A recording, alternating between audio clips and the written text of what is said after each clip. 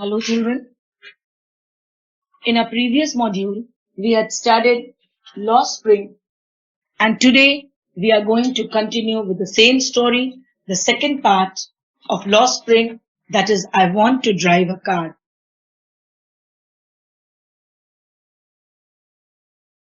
Here in this story, we'll see the bangle makers of Firozabad. We'll study about Mukesh and his condition, his situation, his plight. Stories of stolen childhood. Anise Jung, we have seen in our previous story how she talks about child labor. Children, everybody wants to study. Child is meant to learn, not to earn. But ironically, at such a tender age, when they need to go to school, we let them hold tools in their hand and work on dhabas, in factories, and everywhere possible. The concern of Anise Jung continued about child labor in this story as well. Part 2. We will discuss here Mukesh and his family, one of the bangle makers of Firozabad. Why we need to be sensitive and empathetic about their problems. Because their future is dark. You can see them working, how they spoil their childhood. As per the 2011 census, there are 45.53 lakh child laborers in India. Majority of them belong to families living below the poverty line and belonging to SC/ST communities. Mukesh is one such child who lives with his family of bangle makers in the industrial town of Firozabad. This is not merely a fictional account by any means. It is a glaring reality of the unkind society which we choose to live in. So our responsibility does not over just by reading the census that 45 lakh children are the child working as child laborers. We have to do something for them. The demands of excessive industrialization are met with the supply of cheapest labor available. The bodies of the poor are readily available to satisfy the hunger of excessive industrial production. And because of the demand, who will work? These children are the most easy victims to work. Jung's account of Mukesh and his family recounts the oppressive structures of our consumption-driven society, which trades in luxuries, in colors, in fragrance upon the broken backs and dying dreams of millions of fellow human beings. Labor and exploitation. We have to stop child labor. It is not only government, but even we too have to join our hands together to stop this child labor. Labor is the physical act of production of goods or services where the produce can be exchanged for money. Children are most vulnerable to exploitation during this exchange. The child being a minor is always stands at the risk of not getting his/her due to the labor served. You can easily exploit them. They do not get proper wages even for their work.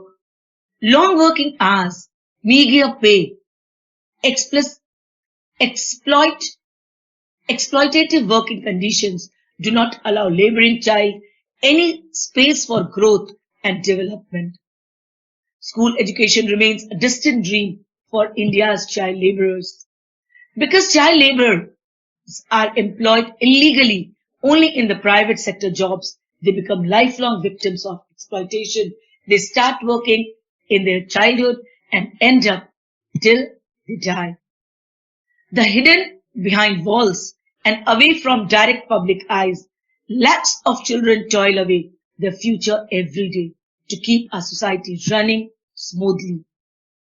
The industrial sector and the agricultural sector remain the areas where the most of the child laborers are employed. Although child labors are also employed in retail markets and domestic household.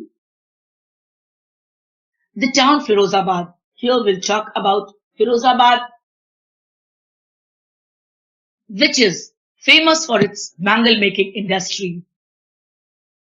Firozabad has been the center of glass blowing industries since the past 200 years. Half of the families living in the town worked in unimaginable working conditions of the industry for several generations. You know, Firozabad is famous for bangle making, and every other family in Firozabad is engaged in it. Here, the families have spent generations working around furnaces, welding glass, making bangles for all the women in the land, it seems. Each member of the family, including the children, are occupied in hazardous labor for their livelihood. Very few children from such families get access to education. It is as if the children are eternally cursed to follow the hazardous and inhuman profession of their forefathers.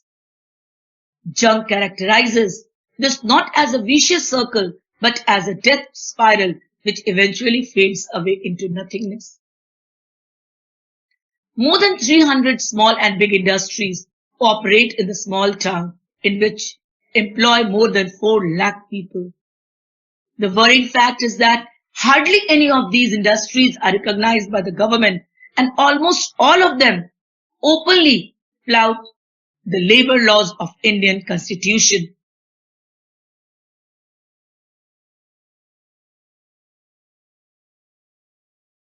Bangle making industry in Firozabad is shamelessly flourishing.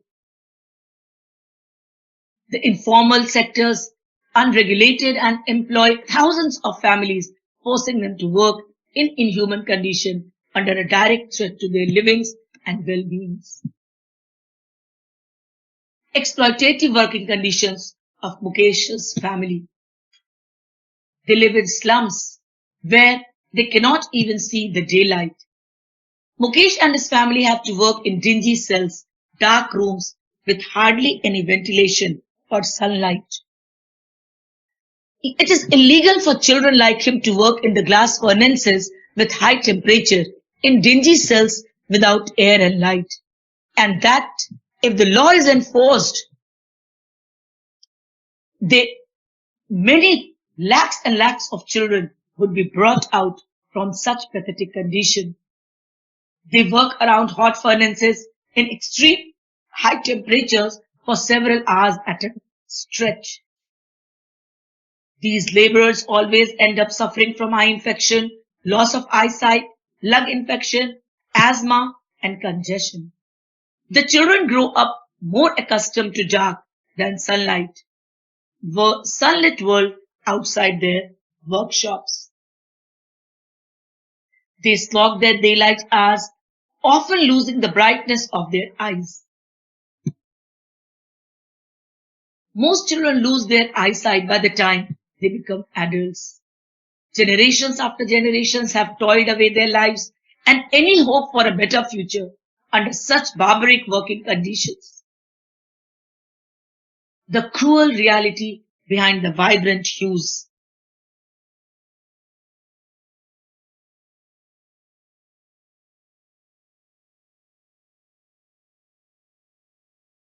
Anis Jung repeatedly juxtaposes the vibrant hues of Firozabad's glass mangles with the dark, dusty, and despondent lives of the labor who produces this color. Born in the caste of bangle makers, they have only seen bangles in the house, in the yard, in every other house, every other yard, every street in Firozabad. Spirals of bangles, sunny gold, paddy green, royal blue, pink, purple, every color born out of the 7 colors of the rainbow. Line mound of in unkempt yards are piled on 4-wheeled handcarts, pushed by these small children. These colorful bangles are produced every day at the expense of many little children like Mukesh, who would not even be able to see colors by the time he grows up. The desire of the consumerist society is satiated only upon the dying bodies of marginalized sections of our society. Women in which such families are twice subjected, they do not only bear the curse of their families' inferior social position and caste identity, but also bound by the shackles of patriarchy within their families. A frail young woman is cooking the evening meal in Mukesh's house and her eyes filled with smoke. She is the wife of Mukesh's elder brother. Not much older in years, she has begun to command respect as Bahu, in charge of three men, her husband Mukesh and their father. And when the older man enters, she gently withdraws behind the broken wall and brings her veil closer to her face, as the custom demands.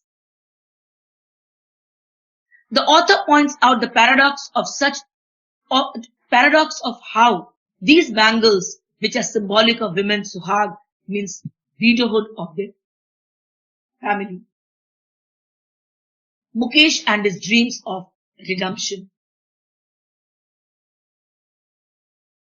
Mukesh insisted on being his own master. I will be a motor mechanic, he announces.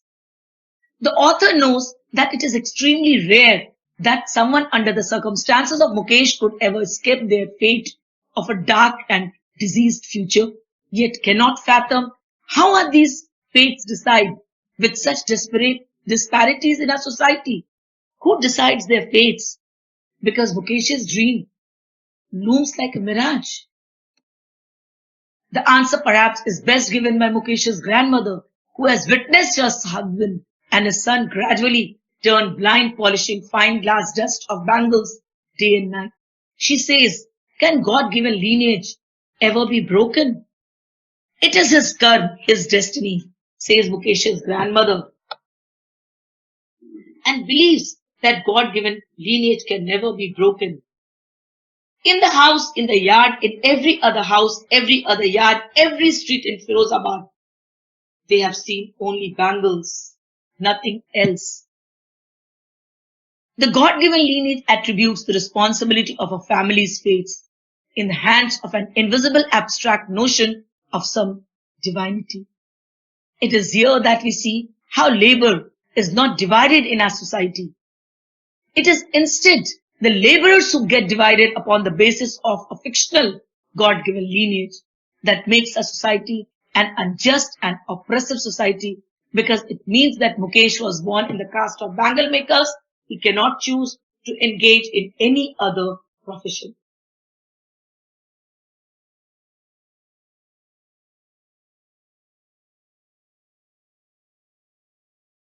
See the pain in the eyes of small children. He must grow blind in the manner of his ancestors, but cannot opt out of his God-given lineage. This means that other avenues of labor are not closed for him in the first place. He is divided, separated from his birth and until his death. Together they have been imposed the baggage on their shoulders, which they cannot put down.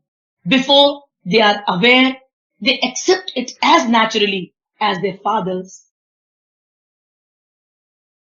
Mukesh does not have the privilege to even dream to get a better of getting a better job and find a respected position in our society.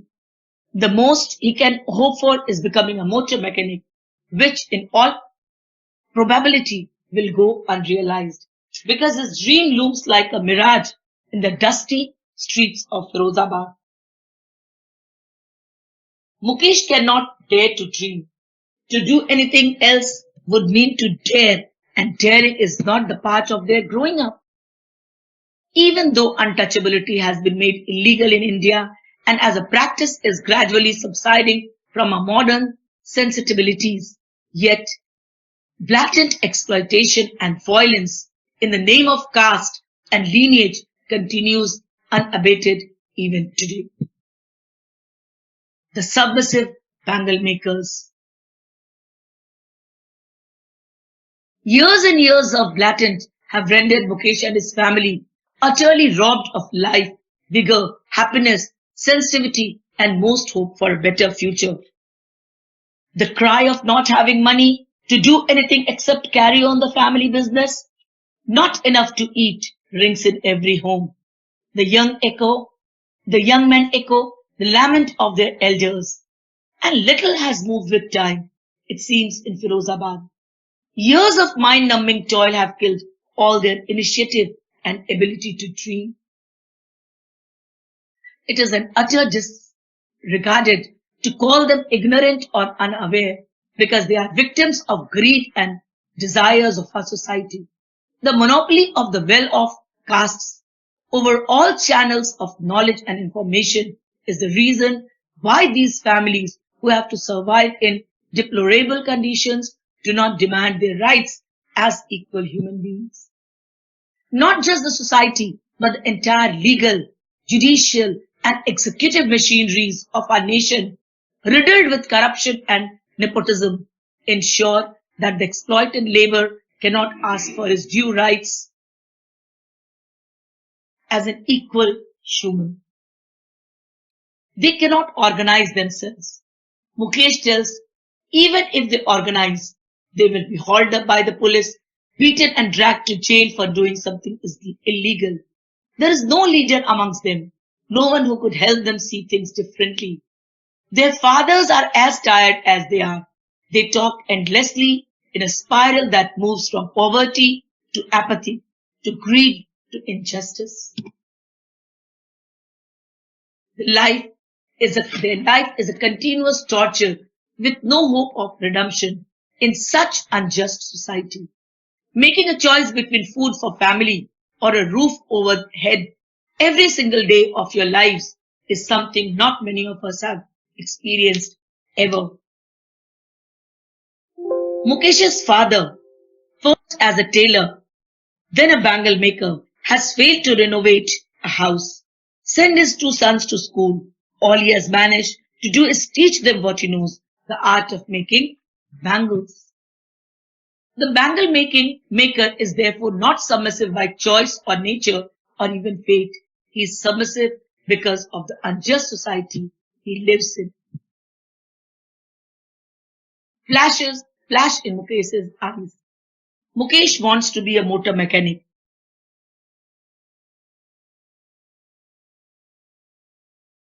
Mukesh is ready to take all pains and walk long distance. He is ready to go to garage and learn, which is a long way from his home. He is ready to work. But when the narrator asks, doesn't he want to fly aeroplane? He is suddenly silent and staring at his ground, though there is an embarrassment in his murmur, but it has not turned to regret.